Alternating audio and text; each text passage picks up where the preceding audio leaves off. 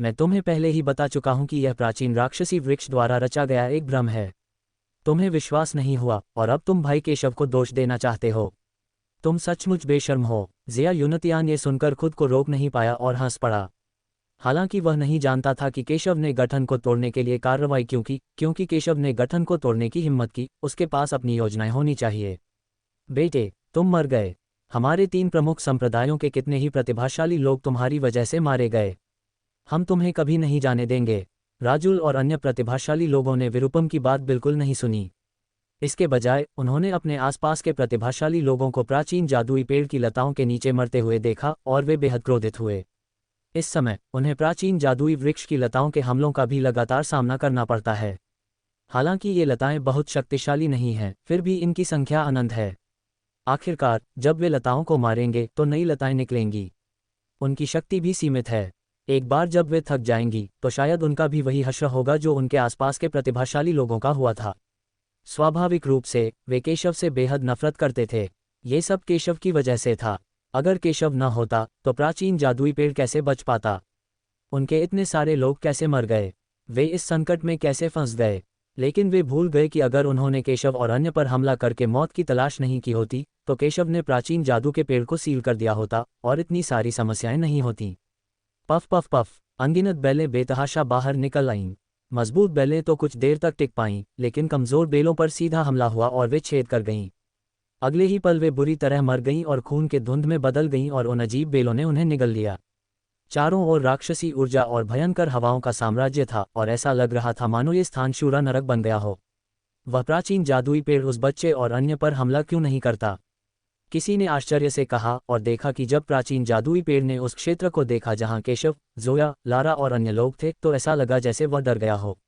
उसने केशव और अन्य लोगों पर हमला नहीं किया, बल्कि केवल उन पर हमला किया। इससे उन प्रतिभाशाली लोगों को जिन पर लगातार हमला किया जाता था अत्यधिक ईर्ष्या होने लगी। उस बच्चे के पास अवश्य ही कोई खजाना होगा, ये सही है, अन्यथा वह प्रेत दानव प्राचीन वृक्ष के आर पार कैसे देख सकता था? और अब प्रेत दानव प्राचीन वृक्ष उस पर हमला नहीं कर रहा है। उस बदमाश को मार डालो और खजाना ले लो। राजुल और अन्य लोगों की आंखों में हत्या का इरादा था। वे असल में केशव को मारना चाहते थे और केशव के खजाने पर कब्जा करना चाहते थे। लड़के, खजाना अपने हवाले कर दो, वरना अगर हम तुम्हारी जगह होते तो भी हम तुम्हें अपने साथ नीचे खींच लेते। लेकिन वे नहीं जानते थे कि प्रेत दानव प्राचीन वृक्ष ने केशव पर हमला इसलिए नहीं किया क्योंकि उसे पता था कि केशव कितना भयानक है। उसे पता था कि केशव पर हमला करने से न सिर्फ उसकी हार होगी बल्कि उसकी ताकत भी कमज़ोर हो जाएगी। तुम मरने वाले हो और फिर भी मुझसे मिलने वाले खजाने पर कब्जा करना चाहते हो। तुम्हें नहीं पता कि तुम जिंदा रहोगे या मरोगे। केशव ने उन्हें देखकर उपहास किया, लेकिन उसने उनकी बातों को बिल्कुल भी गंभीरता से नहीं लिया। उन्हें प्राचीन प्रेत दानव वृक्षों की अंतहीन धारा से भी निपटना होगा जो उन्हें बिल्कुल भी नहीं मार सकते। और उसका वर्तमान लक्ष्य अभी भी प्राचीन राक्षसी वृक्ष है। हालांकि वह अब यहाँ है। प्रेत दानव प्राचीन वृक्ष फिलहाल उन पर हमला करने की हिम्मत नहीं करता है, लेकिन प्रेत दानव प्राचीन वृक्ष पर्याप्त रक्त को अवशोषित करने और मजबूत होने के बाद ये निश्चित रूप से केशव और अन्य से निपटेगा। इसलिए प्राचीन जादुई पेड़ से निपटा जाना चाहिए। मेरे पीछे आओ। केशव ने कहा कि उसने संरचना को तोड़ने का साहस इसलिए किया क्योंकि उसके पास प्राचीन जादू के पेड़ से निपटने का एक तरीका था। तुम कहाँ जाना चाहते हो? केशव की बातें सुनकर बेई मिंगशुई ने असमंजस में कहा। प्राचीन जादुई वृक्ष का क्षेत्र। केशव ने कहा, क्या तुम मौत की तलाश में हो? प्राचीन जादुई पेड़ के क्षेत्र में जाओ। केशव के शब्द सुनकर बेई मिंगशुई उछल पड़ी और खुद को रोक नहीं पाए। यहाँ पहले से ही प्रेत दानव प्राचीन वृक्ष की अनगिनत लताएं हमला कर रही हैं। प्रेत दानव प्राचीन वृक्ष के क्षेत्र में जाना और प्रेत दानव प्राचीन वृक्ष के शरीर का सामना करना मौत को ढंकने के अलावा और कुछ नहीं है। अगर तुम नहीं जाना चाहते तो मेरे पीछे आओ। केशव को बेई मिंगशुई की परवाह नहीं थी, उसने बस उन्हें सूचित किया। आखिरकार उसके आसपास ही वह ज़ोया और अन्य लोगों की रक्षा कर सकता है। लारा और अन्य लोगों की बात करें तो वह पहले ही उनकी दयालुता का बदला चुका है, इसलिए जाना या न जाना उन पर निर्भर है। ज़ोया और अन्य लोगों ने ये सुना और बिना किसी हिचकिचाहट के केशव के साथ चले गए। संत, चलो उस लड़के का पीछा करके मौत की तलाश में न चलें। अगर हम अभी चले जाएं तो शायद बचने का कोई मौका मिल जाए। बेई मिंगशुई ने संत की ओर देखा और कहा, यदि वे संत के साथ अपने साधनों से जाना चाहते हैं तो उनके लिए जाना असंभव नहीं होगा। हालांकि लारा ने अनुसरण करने का निर्णय लेने से पहले केवल एक क्षण के लिए हिचकिचाहट दिखाई। जब बेई मिंगशुई ने यह देखा तो उसका चेहरा गंभीर हो गया, लेकिन वह केवल अपने दांत पीसकर ही उसका अनुसरण कर सका। वे कहाँ जा रहे हैं? राजुल और अन्य लोग केशव और अन्य लोगों को जाते देख हैरान रह गए और उनके पीछे जाना चाहते थे। लेकिन अगले ही पल केशव और अन्य लोग प्राचीन जादुई पेड़ के क्षेत्र की ओर भागते हुए दिखाई दिए। क्या वह बच्चा मौत की तलाश में है? मूल रूप से राजुल और अन्य लोग उनका अनुसरण करना चाहते थे, लेकिन जब उन्होंने देखा कि केशव और अन्य लोग कहाँ जा रहे हैं तो वे समय पर रुक गए और सदमे में बोले। वे समझ नहीं पाए कि केशव ने क्या किया। ये पहले से ही प्रेत दानव प्राचीन वृक्ष का बाहरी क्षेत्र है और पहले से ही प्रेत दानव प्राचीन वृक्ष की अनगिनत बेलें हैं। प्रेत दानव प्राचीन वृक्ष के मुख्य क्षेत्र में जाना, जहाँ प्रेत दानव प्राचीन वृक्ष का शरीर स्थित है, निस्संदेह मृत्यु को आमंत्रित करना है। अभी इसकी चिंता मत करो, चलो भाग चलें। राजुल ने अन्य प्रतिभाओं को देखा और कहा कि प्राचीन जादू के पेड़ की बेलें अब पागलों की तरह बाहर आ रही हैं और वे अब यहाँ नहीं रह सकते, अन्यथा वे निश्चित रूप से मर जाएंगे। घृणास्पद। वे गंभीर दिख रहे थे और केशव के प्रति घृणा से भरे हुए थे। अगर केशव न होता तो वे कभी ऐसी मुसीबत में न पड़ते। वे सभी अपने दांत पीसते रहे और अंततः अपनी घातक चालें चल दी और अंततः भाग निकले। पवित्र पुत्र, प्राचीन राक्षसी वृक्ष की मुहर टूट गई है। हमारा मिशन पूरा हो गया है। इस समय जूली ने प्राचीन जादू के पेड़ को देखा और बोला। किसी ने भी यह नहीं देखा कि प्राचीन राक्षसी वृक्ष ने उन पर हमला नहीं किया, और उन्हीं की वजह से प्राचीन राक्षसी वृक्ष बच निकला। सील तो सचमुच टूट गई थी, लेकिन उस बदमाश की वजह से। उस बदमाश को समझना मेरे लिए थोड़ा मुश्किल है। जब परमेश्वर के पुत्र ने यह सुना तो वह बहुत खुश नहीं हुआ, उसकी अभिव्यक्ति गंभीर थी। यहाँ तक कि उन्होंने पहले भी केवल प्रेत दानव प्राचीन वृक्ष की संरचना के एक हिस्से को तोड़ने में मदद की थी। उसे उम्मीद नहीं थी कि केशव ने सचमुच प्रेत दानव प्राचीन वृक्ष को देख लिया होगा। केशव ने इस संरचना को समझ लिया था और प्रेत दानव प्राचीन वृक्ष को सील करना चाहता था। बाद में केशव ने फिर से इस संरचना को तोड़ दिया। अब केशव सचमुच प्रेत दानव प्राचीन वृक्ष के मुख्य क्षेत्र में पहुंच गया है। हाँ, संत पुत्र, उस बदमाश की चिंता क्यों करते हो? हालांकि वह कोई साधारण व्यक्ति नहीं है, लेकिन अगर उसने प्राचीन राक्षसी वृक्ष के मुख्य भाग में जाने की हिम्मत की तो वह निश्चित रूप से मर जाएगा। जूली ने यह सुना और मुस्कुराते हुए कहा। हालांकि उन्होंने स्वीकार किया कि केशव एक साधारण व्यक्ति नहीं था, लेकिन उनका मानना था कि केशव मरने के लिए अभिशप्त था। चल दर, पवित्र पुत्र ने यह सुना और अपना सिर हिलाया। हालांकि जूली को विश्वास था कि केशव प्राचीन दानव वृक्ष का सामना करते हुए जरूर मर जाएगा, लेकिन उसे इस पर विश्वास नहीं हुआ। ये बच्चा बहुत अजीब है। मुझे डर है कि बिना यकीन किए ये कुछ भी नहीं करेगा। लेकिन प्राचीन राक्षसी वृक्ष का गठन अब टूट चुका है और उसका मिशन पूरा हो चुका है। अगर वह आगे बढ़ता रहा तो प्राचीन राक्षसी वृक्ष उससे निपट लेगा, इसलिए उसे बस छोड़ देना चाहिए। स्टॉप। जल्द ही यहाँ घटी यह कहानी पूरे गुप्त क्षेत्र में फैल गई। इससे गुप्त क्षेत्र के सभी शक्तिशाली लोग आश्चर्यचकित हो गए। अचानक प्रकट हुआ खजाना हॉल वास्तव में प्राचीन जादू के पेड़ द्वारा बनाया गया एक जाल था। उनके द्वारा बनाए गए जाल ने अनगिनत प्रतिभाशाली और मजबूत लोगों को निगल लिया और अंत में सैकड़ों प्रतिभाशाली लोग वहीं मर गए। केवल 3 प्रमुख संप्रदायों के शीर्ष प्रतिभाशाली लोग ही बच पाए। ये प्राचीन प्रेत दानव वृक्ष क्या है? यह इतना भयानक है कि अवेश जैसे प्रतिभाशाली लोग भी इसके आर पार नहीं देख सकते। कई लोगों ने सदमे में कहा और साथ ही खुद को भाग्यशाली भी महसूस किया कि वे समय पर वहां नहीं पहुंचे, अन्यथा शायद वे वहीं मर जाते। जब लोग इस प्राचीन जादुई पेड़ के बारे में बात करते थे तो वे सभी रंग बदल लेते थे और भयभीत हो जाते थे। लेकिन मैंने सुना है कि केवल 3 प्रमुख संप्रदायों के लोग ही बच गए और सत्यपथ संप्रदाय के लोगों ने वास्तव में प्रेत दानव प्राचीन वृक्ष के मुख्य क्षेत्र में जाने की पहल की। ये कैसे संभव है? जोया ने वास्तव में एक लड़के का पीछा करते हुए प्रेत दानव प्राचीन वृक्ष के मुख्य क्षेत्र तक पहुंच गया। वह लड़का कौन है? कई लोग इसके बारे में बात कर रहे थे, केशव की पृष्ठभूमि के बारे में उत्सुक थे। मैंने सुना है कि वह लड़का केशव है जो अभी सत्यपथ संप्रदाय में शामिल हुआ है। मैंने सुना है कि वह लड़का अभी सत्यपथ संप्रदाय में शामिल हुआ है और उसने पहले ही सत्यपथ संप्रदाय के कई प्रतिभाशाली लोगों को नाराज कर दिया है। जोया उस लड़के के साथ कैसे हो सकती है? क्या वह उसके द्वारा फंसाई गई है? मेरी देवी! केशव की पहचान जानकर बहुत से लोग हैरान रह गए। उन्हें उम्मीद नहीं थी कि केशव एक प्रतिभाशाली व्यक्ति है जो अभी सत्यपथ संप्रदाय में शामिल हुआ है। मैंने सुना है कि राजुल और अन्य तियांजियाओ सत्यपथ संप्रदाय के शिष्यों की तलाश कर रहे हैं, उनसे बदला लेना चाहते हैं और 3 प्रमुख संप्रदायों के तियांजियाओ का बदला लेना चाहते हैं। किसी को राजुल से पता चला कि केशव का मन प्राचीन राक्षसी वृक्ष से भ्रमित था, जिसके कारण उसने संरचना को तोड़ दिया और प्राचीन राक्षसी वृक्ष को भागने दिया, जिसके परिणामस्वरूप उनके लोगों में भारी हताहत हुए। वे चाहते हैं कि केशव को इसकी कीमत चुकानी पड़े। हालांकि केशव प्रेत दानव प्राचीन वृक्ष के क्षेत्र में गया और अपनी मृत्यु की मांग की, इसलिए उन्होंने सत्यपथ संप्रदाय के शिष्यों पर अपना गुस्सा निकाला और सत्यपथ संप्रदाय के शिष्यों के निशान के लिए हर जगह खोज की। हालांकि उन्होंने पाया कि उन्हें सत्यपथ संप्रदाय के शिष्यों का कोई निशान नहीं मिला, मानो सत्यपथ संप्रदाय के सभी शिष्य गुप्त क्षेत्र में गायब हो गए हों। केशव और अन्य अब प्राचीन जादू के पेड़ के मुख्य क्षेत्र की ओर बढ़ रहे हैं। दुनिया में अनगिनत राक्षसी शक्तियां उसकी ओर उन्मत्त होकर दौड़ रही थीं। प्राचीन राक्षस वृक्ष ने मानो केशव के उद्देश्य को भांप लिया था और अंततः उसने केशव पर आक्रमण करने के लिए अनगिनत लताओं को लगातार भेजा, उसे रोकने की कोशिश की, लेकिन वे सभी केशव द्वारा आसानी से नष्ट कर दी गईं और बिल्कुल भी सफल नहीं हुईं। आखिरकार सभी लोग उस प्राचीन जादुई पेड़ के पास पहुंचे और अपने सामने एक विशाल प्राचीन पेड़ देखा जिस पर राक्षसी शक्ति उमड़ रही थी। ये बहुत ही अजीब और भयानक लग रहा था। ये प्राचीन जादुई वृक्ष धरती में नहीं बल्कि शून्य में लटका हुआ है। इसकी अनगिनत लताएं धरती में नहीं बल्कि शून्य में जड़ जमाए हुए हैं, जो स्वर्ग और पृथ्वी के बीच आध्यात्मिक ऊर्जा को लगातार निगल रही हैं और लगातार राक्षसी ऊर्जा छोड़ रही हैं। अब जब संरचना टूट गई है तो प्राचीन जादुई पेड़ अंतहीन राक्षसी ऊर्जा को बेरहमी और क्रूरता से खा रहा है। ये वास्तव में प्रेत दानव प्राचीन वृक्ष है। केशव ने ध्यान से उस पेड़ को देखा। ये प्राचीन दानव वृक्ष अत्यंत भयानक लग रहा था, जो लगातार स्वर्ग और पृथ्वी की आध्यात्मिक ऊर्जा को निगल रहा था। मैदान में मौजूद हर कोई सिवाय उसके गहरा डर गया। प्राचीन दानव वृक्ष बहुत शक्तिशाली था। सौभाग्य से केशव ने दबाव जारी रखा और उनकी रक्षा की, अन्यथा वे प्राचीन जादू के पेड़ का सामना करने में सक्षम नहीं हो सकते थे। ये प्राचीन प्रेत दानव वृक्ष दानव कुल का पवित्र वृक्ष है। अगर यह अपनी वृद्धि अवस्था तक नहीं पहुंचता तो मुझे डर है कि यहाँ सभी मर जाते। यह अफवाह है कि प्रेत दानव प्राचीन वृक्ष राक्षस जाति का पवित्र वृक्ष है। मुझे उम्मीद नहीं थी कि यहाँ ऐसा कोई होगा। लारा ने प्राचीन राक्षसी वृक्ष को गहरे भय से देखा। राक्षस मानव जाति के लिए एक बड़ा खतरा थे। अब प्राचीन राक्षसी वृक्ष लगातार गुप्त लोक में आध्यात्मिक ऊर्जा को निगल रहा था और राक्षसी ऊर्जा छोड़ रहा था। उसे डर था कि अंत में गुप्त लोक में सभी लोग यही मर जाएंगे। मास्टर, क्या आप प्रेत दानव प्राचीन वृक्ष से निपट सकते हैं?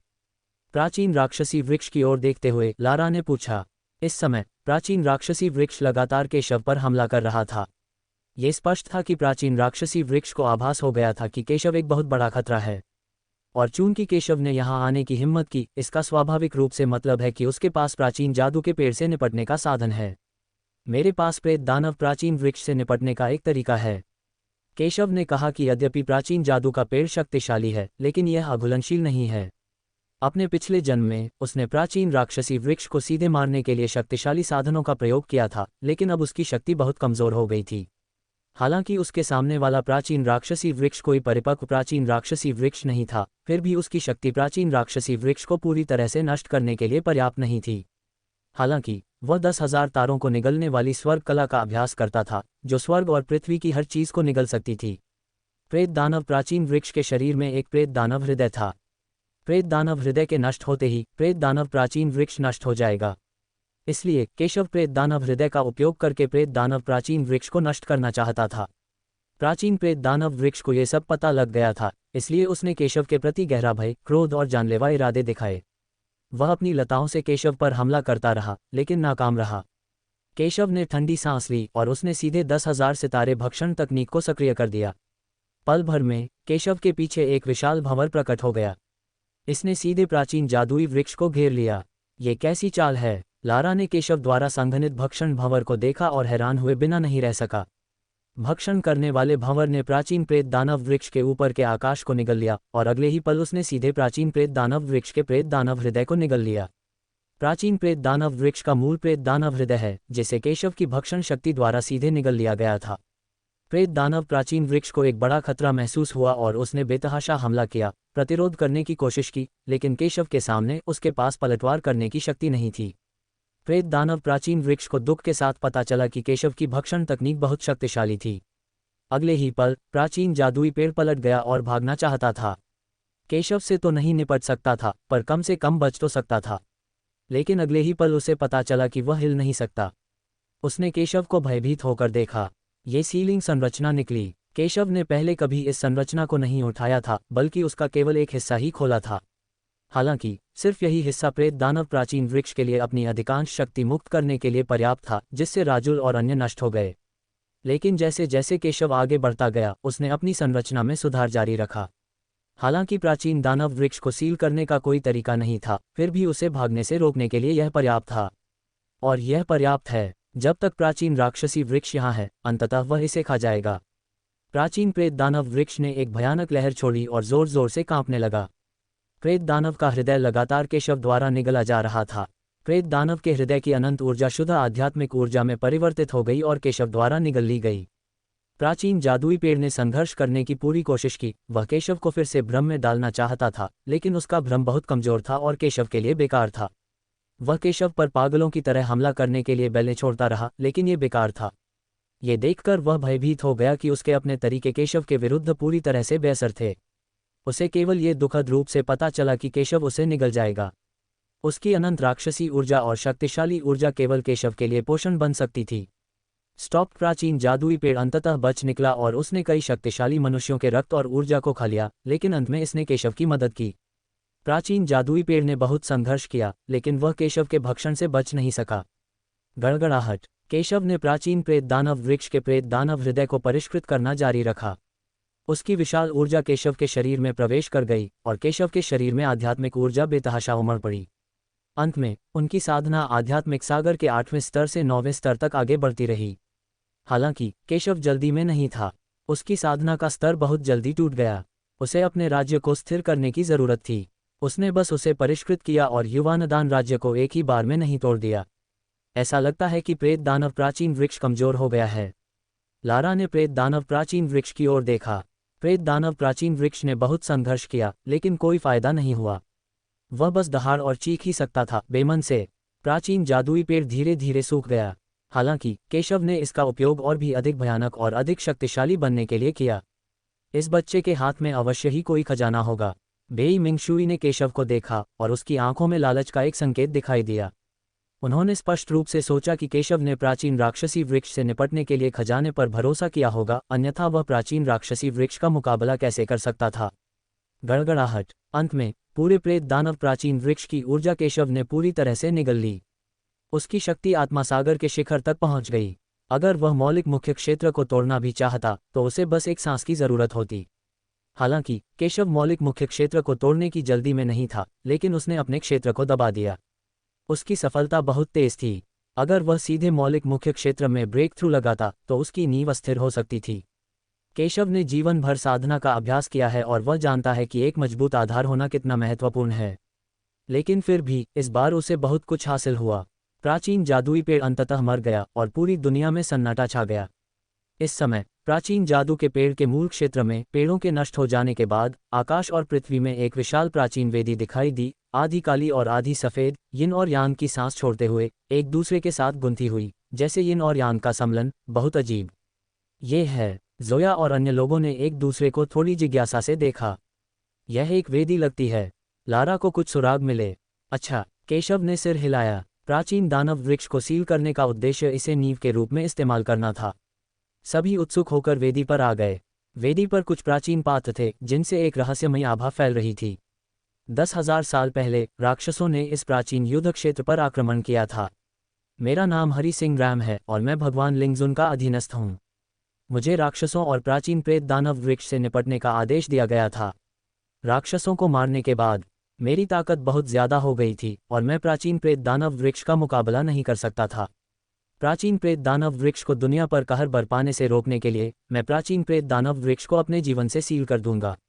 मरने से पहले मैं अपनी विरासत को गायब होते नहीं देखना चाहता था, इसलिए मैंने यहाँ विरासत के लिए एक जगह बनाई। अगली पीढ़ी द्वारा प्राचीन प्रेत दानव वृक्ष को हराने के बाद वे हॉल में प्रवेश कर सकते हैं और सफलतापूर्वक मेरी विरासत प्राप्त कर सकते हैं। केशव ने धीरे धीरे पाठ किया और उसके आसपास के लोग इसे सुनकर बहुत हैरान हो गए। उनकी आंखों में प्रशंसा की झलक थी। 10,000 साल पहले राक्षसों ने इस महाद्वीप पर आक्रमण किया था। हालांकि उस समय मानव जाति शक्तिशाली थी, फिर भी वे राक्षसों का मुकाबला नहीं कर पाए। लेकिन राक्षस अंत में फिर भी असफल रहे, क्योंकि उस समय हरि सिंह रैम जैसे अनगिनत शक्तिशाली योद्धा थे जिन्होंने राक्षसों के खिलाफ लड़ने के लिए खुद को बलिदान कर दिया। उस समय मानव जाति के अधिकांश बलवान पुरुषों ने राक्षसों के आक्रमण का अंततः प्रतिरोध करने से पहले अपने प्राणों की आहुति दे दी थी। किसी को भी उम्मीद नहीं थी कि जीवलोंग पर्वत का गुप्त क्षेत्र वास्तव में प्राचीन युद्ध क्षेत्रों में से एक था और हरि सिंह रैम पूर्व शक्तिशाली मानव था। केशव को अंततः समझ में आ गया, कोई आश्चर्य नहीं कि प्राचीन जादुई पेड़ यहाँ प्रकट हुआ। उसकी आंखों में हरि सिंह रैम के लिए प्रशंसा का भाव भी था। गड़गड़ाहट। जैसे ही केशव ने पढ़ना समाप्त किया, पूरी वेदी पर शोर मच गया। अगले ही पल वेदी के ठीक ऊपर एक प्राचीन पत्थर का दरवाज़ा प्रकट हुआ। विरासत शुरू हो गई है। सबकी आंखें आश्चर्य से भर आईं। सब समझ गए कि 10,000 साल पहले के शीर्षस्थ शासकों द्वारा छोड़ी गई विरासत जरूर असाधारण होगी। केशव ने सभी को पत्थर के द्वार में ले जाया। इस समय वेदी के कारण उत्पन्न हलचल ने पूरे गुप्त क्षेत्र को भी झकझोर दिया, जिससे मूल रूप से यहाँ से चले गए सभी लोग फिर से यहाँ आ गए। मूल रूप से वे प्राचीन प्रेत दानव वृक्ष के कारण यहाँ आने की हिम्मत नहीं करेंगे, लेकिन जब वे यहाँ आए तो उन्होंने पाया कि प्राचीन प्रेत दानव वृक्ष गायब हो गया था और उनके सामने एक रहस्यमय पत्थर का दरवाजा था। उन्हें उम्मीद नहीं थी कि प्राचीन प्रेत दानव वृक्ष गायब हो गया है। उन्हें नहीं पता था कि इसका केशव से कोई संबंध है या नहीं, लेकिन उन्हें इसकी परवाह नहीं थी, क्योंकि इस समय उन्होंने वेदी पर प्राचीन पात्रों को देखा और खुशी से झूम उठे। पता चला कि जिस विरासत की सभी को लंबे समय से तलाश थी वह यहाँ थी। केवल प्राचीन जादू के पेड़ को हराकर ही आप सफलतापूर्वक विरासत के स्थान में प्रवेश कर सकते हैं। विरासत अंदर है, चलो चलें। दरवाजा खुला है। मुझे डर है कि वह बच्चा पहले ही अंदर आ चुका है। हमें उसे विरासत नहीं लेने देनी चाहिए, राजुल ने ठंडी आंखों से कहा। उसे उम्मीद नहीं थी कि केशव ने सचमुच प्राचीन जादुई पेड़ की समस्या हल कर दी है। वह समझ गया था कि केशव के हाथ में जरूर कोई खजाना होगा, और अब केशव को विरासत प्राप्त करने की और भी अधिक संभावना है, इसलिए वह केशव को सफल नहीं होने दे सकता। कई अन्य महान प्रतिभाओं ने भी सिर हिलाया और हॉल में प्रवेश किया। जैसी कि उम्मीद थी, उन्होंने केशव और अन्य लोगों को खोज लिया। केशव और अन्य लोग बहुत धीरे धीरे आगे बढ़ रहे हैं और लगातार हमला करते दिख रहे हैं। लड़के, ये तुम हो? भाड़ में जाओ। केशव को देखकर राजुल ने ठंडी सांस ली और उसे मारना चाहा, लेकिन जैसे ही वे भागने वाले थे, एक रक्त रंग की छाया अचानक उनकी ओर झपटी। अरे, ये कैसा राक्षस है? उनके चेहरे अचानक बदल गए और वे तुरंत कार्रवाई करने के लिए दौड़े। इन रक्त रंग की परछाइयों को सीधे नष्ट कर दिया, लेकिन जल्द ही ये रक्त रंग की परछाइयां अगले ही पल फिर से घनीभूत हो गईं। इस क्षण कई कमजोर लोगों पर रक्त रंग की परछाई ने सीधा हमला किया और अगले ही पल उन्हें निगल लिया। वे तुरंत रक्त के धुंध के गोले में बदल गए और रक्त रंग की परछाई ने उन्हें निगल लिया और वे और भी शक्तिशाली हो गए। धिक्कार है, यह एक रक्त दानव कठपुतली है। राजुल और अन्य लोगों के चेहरे काफी बदल गए और अंततः उन्हें समझ आ गया कि यह क्या था। ये दानव कुल का एक अपेक्षाकृत निम्न स्तरीय दानव था। हरी सिंह रैम के शब्दों को देखते हुए उनके लिए यह अनुमान लगाना मुश्किल नहीं था कि ये दानव कुल का एक अपेक्षाकृत निम्न स्तरीय रक्त दानव कठपुतली ही था। ये रक्त दानव कठपुतलियां कमजोर हैं, उनमें चेतना नहीं है। वे भी यहाँ फंसे हुए हैं और आगे बढ़ने में असमर्थ प्रतीत होते हैं। मुझे डर है कि यह हरी सिंह रैम द्वारा छोड़ा गया एक परीक्षण है। रक्तदानव कठपुतली को लगातार पुनर्जीवित होते देख एक मजबूत आदमी ने सुराग का अनुमान लगाया। रक्तदानव कठपुतलियों के पास यहाँ से जाने का कोई रास्ता नहीं था, लेकिन वे पुनर्जन्म लेते रहे। जाहिर है वे शायद हरी सिंह रैम द्वारा छोड़ी गई परीक्षा थीं। आखिरकार वे शीर्ष शक्तिशाली लोगों द्वारा छोड़ी गई विरासत थीं और उन्हें प्राप्त करना इतना आसान नहीं था।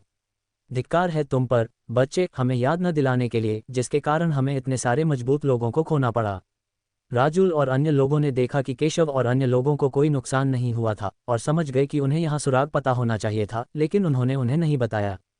हालांकि वे भूल गए कि केशव को उन्हें बताने की कोई बाध्यता नहीं थी और यह भी नहीं कि उनके बीच कोई दुश्मनी थी।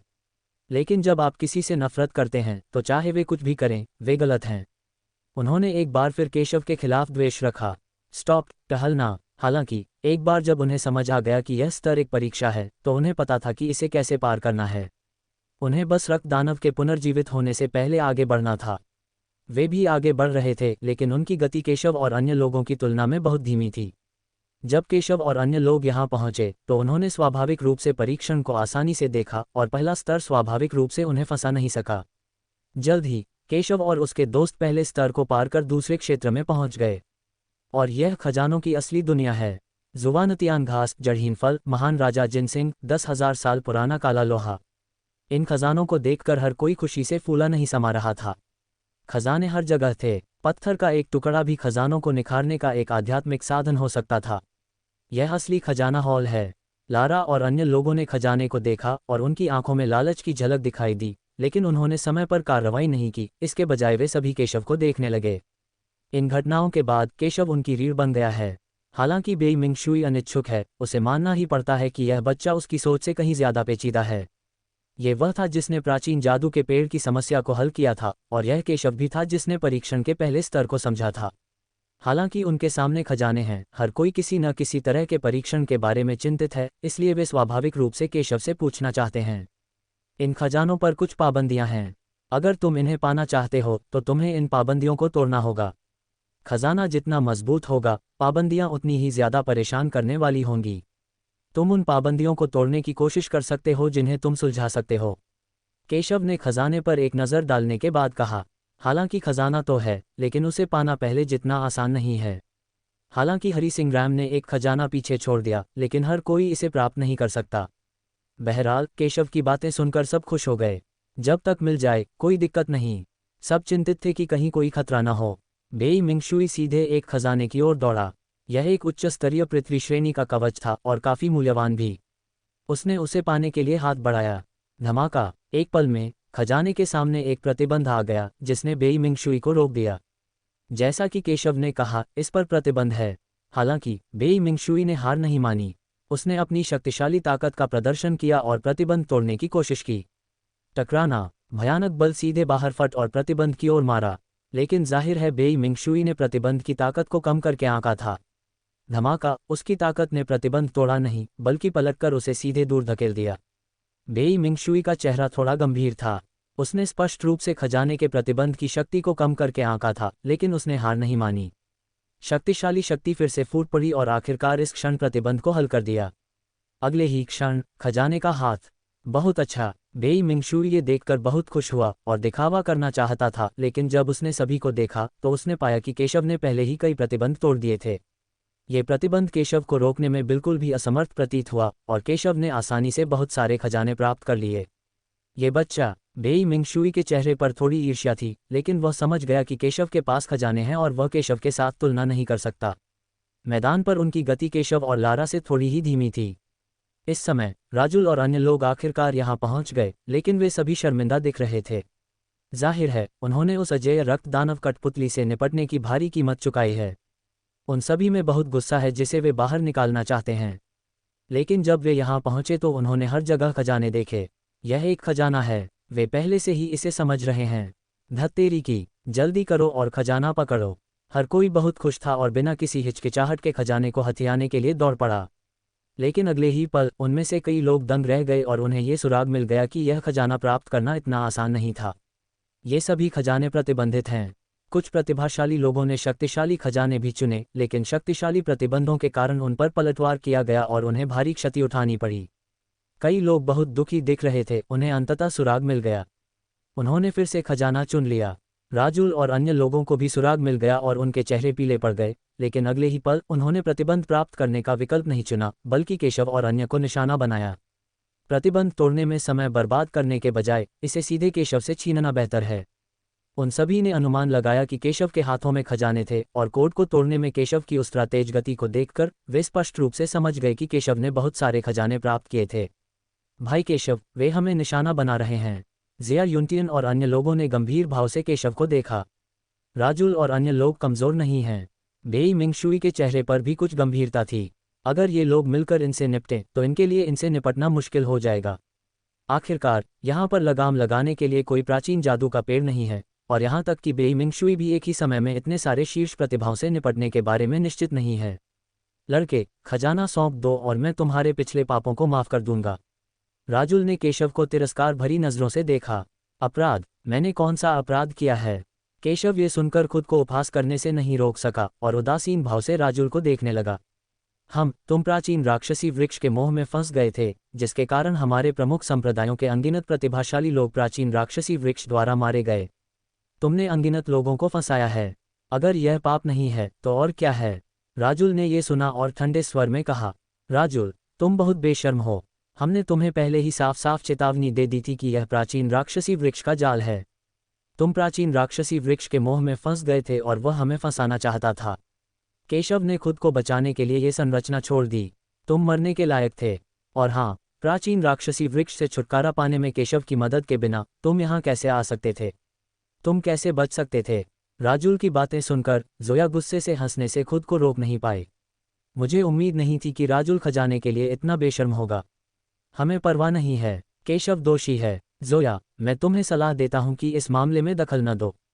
हम आज उनसे निपट लेंगे। तुम हमारे सामने खड़े नहीं हो सकते। राजुल ने ये सुना और जोया के स्पष्टीकरण की बिल्कुल भी परवाह नहीं की। जब केशव ने ये सुना तो वह बिल्कुल भी नहीं डरा बल्कि हंस पड़ा। केशव, तुम किस बात पर हंस रहे हो? जब राजुल और अन्य लोगों ने ये सुना तो वे उत्सुकता से भर गए। ऐसी स्थिति में जोया भी केशव को नहीं बचा सका, तो वह क्यों हंस रहा था? मैं हंस रहा हूँ। तुम कौन हो जो मुझे दोषी ठहराने वाले हो?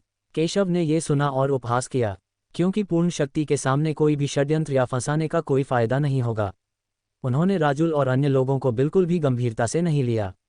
क्या कहा आपने? केशव की बातें सुनकर राजुल आग बबूला हो गया। उसे उम्मीद नहीं थी कि यह बच्चा उसका मजाक उड़ाएगा। तुम तो बस खजाना चुराना चाहते हो, कोई बहाना क्यों ढूंढ रहे हो? खजाना मेरे हाथ में है, क्या तुम्हारी हिम्मत है कि आकर उसे चुरा लो? केशव ने ये सुना और शांति से राजुल की ओर देखते हुए कहा। उसके हाथों में कई खजाने थे, लगभग महल के शीर्ष खजाने, जिन्हें देखकर हर किसी की आंखें लालच से भर गईं। स्टॉप, लड़के, तुमने मेरा अपमान करने की हिम्मत की। राजुल ने केशव के हाथ में रखे खजाने को देखा, उसकी आंखें एक साथ बेहद लालची और जानलेवा हो गईं। इस बच्चे के हाथ में जो खजाना था वह पूरे महल का सबसे बड़ा खजाना था। हालांकि वह कमल संप्रदाय का सबसे बड़ा प्रतिभाशाली व्यक्ति था, उसने इतने सारे खजाने पहले कभी नहीं देखे थे। लेकिन इस बच्चे ने उसे इस तरह नीचा दिखाने और नज़रअंदाज करने की हिम्मत की, जिससे वह पूरी तरह से क्रोधित हो गया। भाड़ में जाओ, बच्चे। राजुल ने बकवास करना बंद कर दिया और एक कदम आगे बढ़ा, केशव को सबक सिखाने के लिए तैयार। जोया और अन्य लोगों ने पहले भी उसे रोका था, जिससे केशव बच गया था, लेकिन इस बार वह केशव को कोई मौका नहीं देगा। उसकी प्रचंड शक्ति फूट पड़ी और कुछ ही पलों में वह केशव के सामने प्रकट हो गया। एक शक्तिशाली चाल के साथ उसने सीधे केशव पर हमला किया। अगर यह चाल कामयाब हो जाती तो एक मजबूत स्वर्ण भ्रूण भी शायद घायल हो जाता। राजुल ने केशव को ठंडी नजरों से देखा। इतनी कम दूरी पर उसे कोई और नहीं बचा सकता था। उसने केशव को ऐसे देखा जैसे वह कोई मरा हुआ व्यक्ति हो। वह केशव की हताश मुस्कान देखना चाहता था।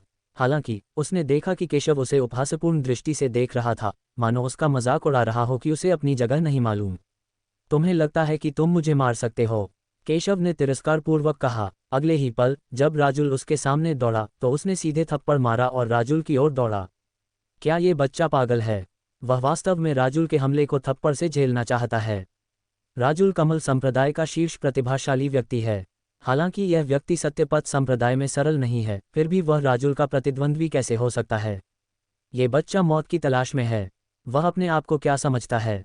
वह मौत को दावत दे रहा है। उसे राजुल को चुनौती देने का क्या भरोसा था? ऐसा लगता है कि वह तो बस एक बेवकूफ़ है। दूर से कई प्रतिभाशाली लोगों ने केशव का हमला देखा। उसने बिना किसी आध्यात्मिक ऊर्जा का इस्तेमाल किए उसे सीधे थप्पड़ मार दिया। वे खुद को उपहास करने से नहीं रोक पाए और जब उन्होंने केशव की ओर देखा तो उनकी आंखें उपहास से भर गईं। मूल रूप से उन्होंने सोचा था कि केशव में राजुल और अन्य लोगों को उकसाने का आत्मविश्वास होना चाहिए, लेकिन उन्होंने यह उम्मीद नहीं की थी कि वह इतना घमंडी था कि वह राजुल के हमले का जवाब थप्पड़ से देना चाहता था। राजुल कमल संप्रदाय का सर्वोच्च प्रतिभाशाली व्यक्ति है। सत्यपथ संप्रदाय का सर्वोच्च प्रतिभाशाली व्यक्ति भी राजुल के हमले का एक थप्पड़ से भी जवाब देने की हिम्मत नहीं कर सकता। वे कैसे विश्वास कर सकते थे कि केशव राजुल के हमले का सामना कर सकता है? राजुल भी उपहास करने से खुद को नहीं रोक सका। ये बच्चा तो बहुत घमंडी है। बूम! हालांकि मैदान में किसी को भी यह उम्मीद नहीं थी कि जैसे ही राजुल का वार केशव पर पड़ने वाला था, केशव ने उसके मुंह पर तमाचा जड़ दिया।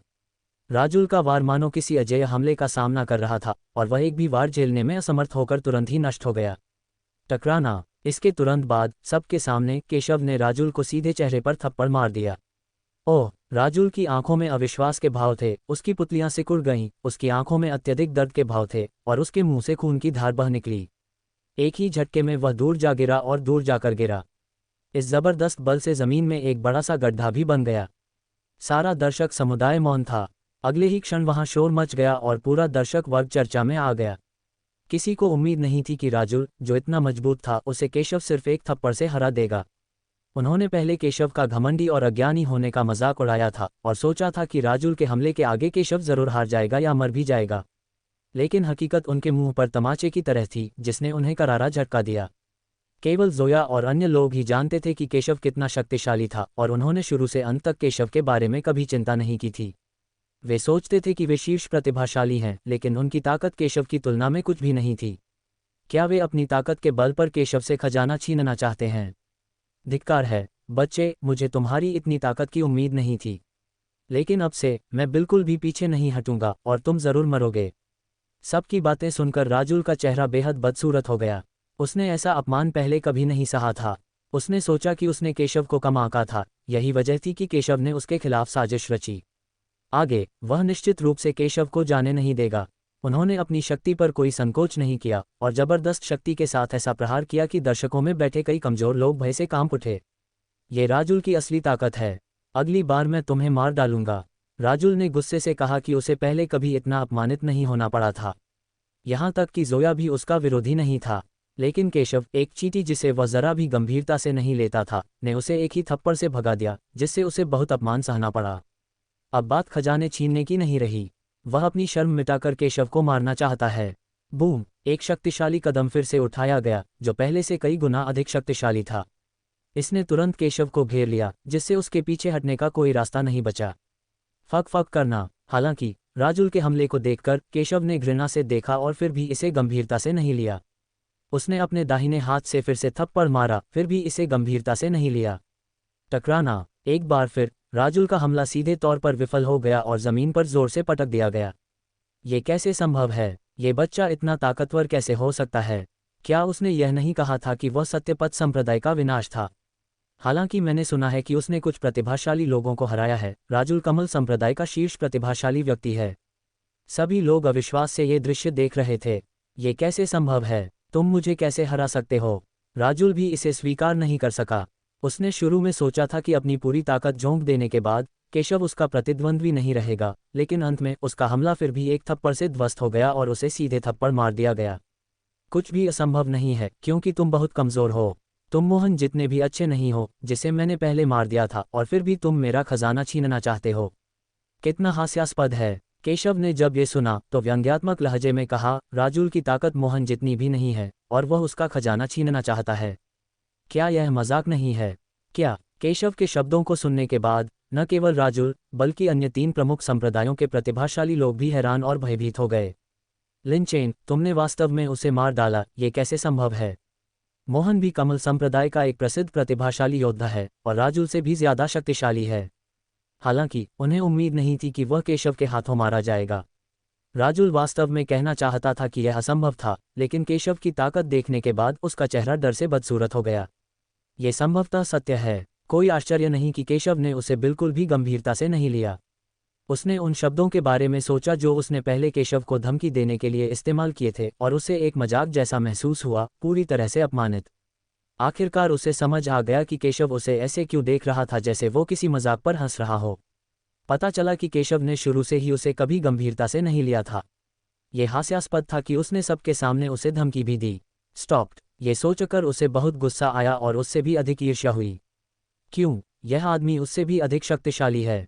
वह कनर्जी परिवार का शीर्ष प्रतिभाशाली व्यक्ति है और कमल संप्रदाय का शीर्ष प्रतिभाशाली व्यक्ति है, लेकिन वह केशव का मुकाबला बिल्कुल नहीं कर सकता। वह अभी केवल युवानदान चरण पर है। उसने केशव की प्रतिष्ठा के बारे में सुना था और जानता था कि यह बच्चा बेकार है, लेकिन अब उसके पास इतनी भयानक ताकत थी। इस बच्चे के हाथ में जरूर कोई खजाना होगा। खजाना इन शीर्ष प्रतिभाओं के हाथों में होने के बजाय केशव के हाथों में क्यों है? भाई वांग, भाई लिंग, इस आदमी को मारने में मेरी मदद करो। एक बार हमें खजाना मिल जाए तो हम उसे बांट लेंगे। राजुल ने जरा भी संकोच नहीं किया और तुरंत फेग्युन संप्रदाय के अनिकेत और सूर्य ऊर्जा संप्रदाय के सैमैट की ओर देखा। उनकी ताकत उससे ज्यादा अलग नहीं थी। अगर वे तीनों कार्रवाई करते तो वे केशव को जरूर कुचल सकते थे। किसी ने भी यह उम्मीद नहीं की थी कि राजुल अपनी गरिमा की अवहेलना करेगा और अन्य 2 संप्रदायों के शीर्ष प्रतिभाशाली लोगों से मदद मांगेगा, जिससे वे राजुल को थोड़ा उपहास की दृष्टि से देखेंगे। हालांकि वे ये भी समझते हैं कि यदि वे होते तो उनके पास मदद मांगने के अलावा कोई विकल्प नहीं होता। आखिरकार वो केशव का कोई मुकाबला नहीं था। केशव ने मोहन को मार डाला है, ये सुनने के बाद अगर वो हमला करता रहा तो शायद उसका भी हश्र मोहन जैसा हो जाएगा। यदि आप मरना नहीं चाहते तो एकमात्र रास्ता यह है कि आप अन्य मजबूत लोगों से मदद लें। अच्छा भाई झांग, हम आपकी मदद करेंगे। अनिकेत और लिंग शियाओ ने बिना किसी हिचकिचाहट के फैसला कर लिया। वे भी खजाना छीनना चाहते थे, लेकिन राजुल पहले ही वहां पहुंच गया। लेकिन सौभाग्य से राजुल की वजह से उन्हें एहसास हुआ कि केशव की ताकत साधारण नहीं थी। अगर वे होते तो शायद शर्मिंदा होते, लेकिन वे पहले से ही समझ गए थे कि केशव बहुत शक्तिशाली था और उनमें से कोई भी अकेले केशव का प्रतिद्वंद्वी नहीं हो सकता था। यदि आप केशव से खजाना छीनना चाहते हैं तो आप केवल केशव से निपटने के लिए सेना में शामिल हो सकते हैं। लड़के, खजाना सौंप दो और हम तीनों तुम्हारी जान बख्श देंगे। वांग जियोंग ने केशव को ठंडेपन से देखा और कहा कि यद्यपि केशव ने पहले ही काफी ताकत का प्रदर्शन किया था, लेकिन उनमें से केवल 3 थे और उन्हें विश्वास नहीं था कि केशव प्रतिस्पर्धा कर सकते हैं। मेरी जान ले लून, क्या तुम्हें लगता है कि तुम तीनों मुझसे निपट सकते हो? केशव ने ये सुना और व्यंग्यात्मक लहजे में कहा। उनके अनुसार 3 कूड़े के टुकड़ों और एक कूड़े के टुकड़े में कितना अंतर है। चाहे वह एक ही व्यक्ति हो या सभी, वह उन्हें गंभीरता से नहीं लेता था। तुम मौत की तलाश में हो। तुम्हारी हिम्मत कैसे हुई हमें इस तरह नीची नज़र से देखने की? जब तीनों ने ये सुना तो वे क्रोधित हो गए। वे केशव द्वारा उनका अपमान बर्दाश्त नहीं कर सके, हालांकि केशव उनसे ज्यादा शक्तिशाली था। गड़गड़ाहट। तीनों ने एक साथ अपनी मारक क्षमता का प्रदर्शन किया और सीधे केशव की ओर झपटे। प्रचंड शक्ति फूट पड़ी, जिससे पूरा शून्य कांप उठा। दूसरे संप्रदायों के कई लोग एक एक करके पीछे हट गए और डर के मारे पास जाने की हिम्मत नहीं जुटा पाए। ये 3 लोग 3 प्रमुख संप्रदायों के शीर्ष प्रतिभाशाली व्यक्ति हैं। वे सब केशव को दया से देखने लगे। हालांकि वे जानते थे कि केशव काफी ताकतवर है, फिर भी उन्हें डर था कि वह उन 3 ताकतवर आदमियों का मुकाबला नहीं कर पाएगा। 3 लोगों के हमलों ने केशव को घेर लिया, जिससे उसके पास पीछे हटने का कोई रास्ता नहीं बचा। मैंने तुमसे कहा था, तुम तीनों योग्य नहीं हो। केशव शांत रहा और तिरस्कार से बोला। उसकी आंखें तिरस्कार से भरी थीं, फिर भी उसने उन्हें गंभीरता से नहीं लिया। उसने पहले भी कई ताकतवर लोगों को मारा था और हर एक उसके जितना ही ताकतवर था। स्वाभाविक रूप से उसने उन्हें बिल्कुल भी गंभीरता से नहीं लिया। धमाका। केशव अभी भी सीधे थप्पड़ मारा। धिक्कार है केशव, तुम बहुत घमंडी हो। तुम्हारी हिम्मत कैसे हुई हमारे खिलाफ ऐसा कदम उठाने की? तुम निश्चित रूप से मरोगे। केशव ने फिर भी उन तीनों को थप्पड़ मारे। ये देखकर वे तीनों आग बबूला हो गए। आखिरकार वे तीनों प्रमुख संप्रदायों के सर्वोच्च प्रतिभाशाली लोग थे और कोई भी उन्हें नीचा दिखाने की हिम्मत नहीं कर सकता था। लेकिन केशव ने उन पर ऐसा हमला करने की हिम्मत की जो वाकई अपमानजनक था। उन तीनों ने नए सिरे से ताकत के साथ हमला किया, केशव को मारने के लिए दृढ़ संकल्प। टकराना। दोनों सेनाएं आपस में सीधे टकराईं और जबरदस्त ताकत के साथ विस्फोट हुआ। इस हमले में कई कमजोर लोग मारे गए, लेकिन तीनों प्रतिभाशाली लोगों को अविश्वसनीय और अस्वीकार्य बनाने वाली बात यह थी कि उनके हमले केशव के हमले से टकराकर पल भर में ही नष्ट हो गए। केशव को मारना तो दूर, उन्होंने उसे चोट भी नहीं पहुंचाई। इसके बजाय उन तीनों को अवशिष्ट शक्ति द्वारा कई कदम पीछे धकेल दिया गया और वे बहुत ही शर्मनाक स्थिति में आ गए। वह कैसे संभव है? उनके हाव भाव से पता चल रहा था कि वे इसे स्वीकार नहीं कर सकते। कुछ भी असंभव नहीं है। अब अपने सारे तुरुप के पत्ते इस्तेमाल करो। मुझे डर है कि आगे तुम्हारे पास कोई मौका नहीं होगा, केशव ने शांति से कहा। केशव की बातें सुनकर तीनों लोगों के चेहरे एकदम बदल गए। उन्हें केशव की बातों से डर लगने लगा। यदि यह पहले होता तो शायद वे केशव को गंभीरता से नहीं लेते, लेकिन अभी तो ऐसा लग रहा है कि यह हकीकत बन सकता है, क्योंकि उन तीनों ने मिलकर एकता बना ली थी और केशव को गंभीरता से नहीं लिया था। इस क्षण तो उन्हें मृत्यु का भी खतरा महसूस हुआ। तुम तीनों, इस बच्चे के हाथ में खजाना है। तुम्हें और मुझे पीछे नहीं हटना चाहिए, वरना हम यहीं मर जाएंगे। केशव की धमकी भरी बातें सुनकर राजुल बोल पड़ा। केशव से लड़ने वाला पहला प्रतिभाशाली व्यक्ति होने के नाते वह जानता था कि केशव कितना शक्तिशाली है। अगर उन्होंने फिर से केशव को कम आंका तो उनका अंत शायद मोहन से ज्यादा अलग नहीं होगा। अच्छा, मैं अब और पीछे नहीं हटूंगा। राजुल की बातें सुनकर दोनों गंभीर हो गए। उनके मन में पहले से ही कुछ विचार थे, ये सोचकर कि केशव और बाकी तीनों से निपटने के लिए उनके हमले काफ़ी हैं, इसलिए उन्होंने पूरी ताकत नहीं लगाई। आखिरकार खजाने के लिए तो बाद में लड़ाई होगी ही, लेकिन उन्होंने कभी उम्मीद नहीं की थी कि केशव उन तीनों के हमलों को आसानी से नष्ट कर देगा। उन्हें एक बड़ा खतरा महसूस कराएं। वे समझ गए कि अगर वे पीछे हट गए तो वे शायद केशव का मुकाबला नहीं कर पाएंगे। गड़गड़ाहट। तीनों एक ही समय में अपनी वंश शक्ति से फूट पड़े और उनकी गति चरम पर पहुंच गई। उनके वंशक्रम अच्छे थे, सभी छठी कक्षा के थे, उच्च श्रेणी के। शक्ति इतनी प्रबल थी और मात्र शक्ति ही संपूर्ण स्वर्ग और पृथ्वी को हिला देने के लिए पर्याप्त थी, और यह अत्यधिक शक्ति के साथ फट पड़ी। 4 प्रतीक मुट्ठी, महान जंगल जेल, ड्रैगन फिंगर, आग, वज्र, तलवार। वे तीनों बिल्कुल भी पीछे नहीं हटे। उन्होंने चौंकाने वाली हत्या की चालें चली और केशव पर बलपूर्वक हमला किया, सीधे केशव पर हमला किया। फक फक करना। केशव ने उन तीनों की मारक चालें देखीं, लेकिन फिर भी उन्हें नीची नज़रों से देखा। फिर उसने अपने दाहिने हाथ में तलवार समेटी और सीधे उन पर वार कर दिया। उन तीनों ने केशव को ठंडेपन से देखा, ये सोचकर कि केशव मरने के लिए अभिशप्त है। लेकिन अगले ही पल वे सभी एक ऐसा दृश्य देखकर स्तब्ध रह गए जिसे वे जीवन में कभी नहीं भूल पाएंगे। केशव की तलवार सीधे उनके हमले के सामने आ गई और अगले ही पल उसने एक तलवार से उन तीनों के हमलों को काट दिया।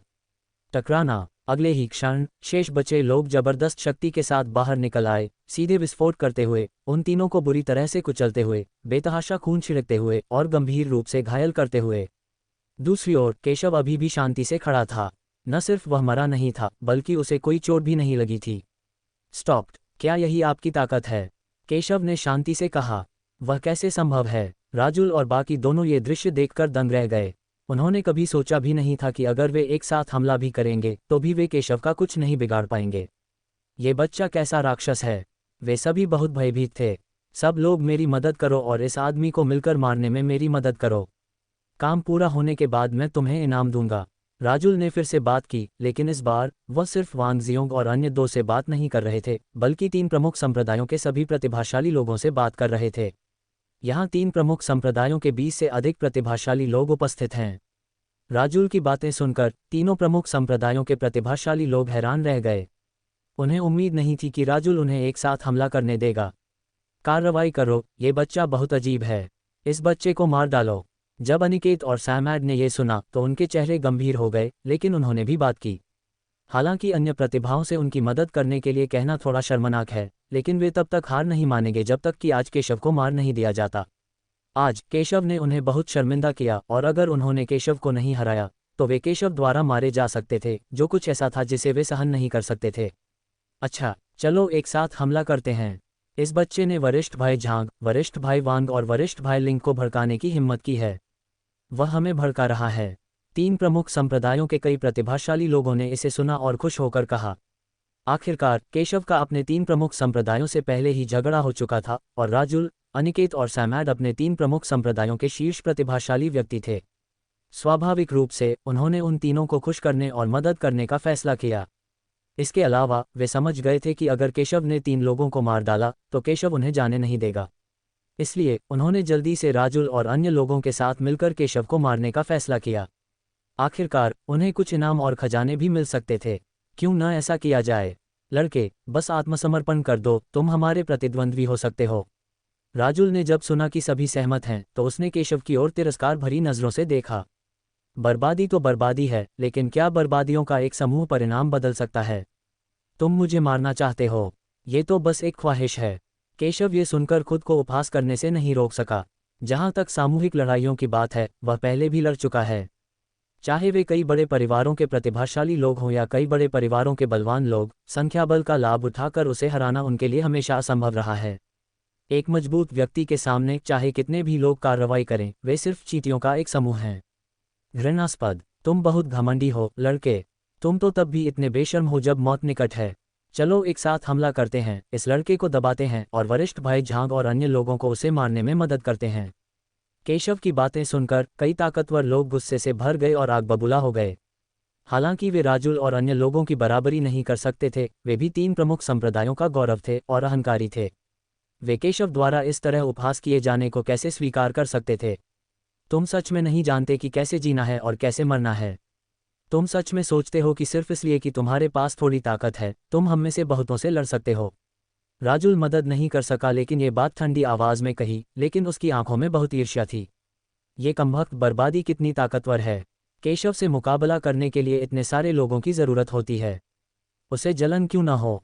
आज केशव निश्चित रूप से मर जाएगा। धमाका, सभी ने एक साथ हमला किया।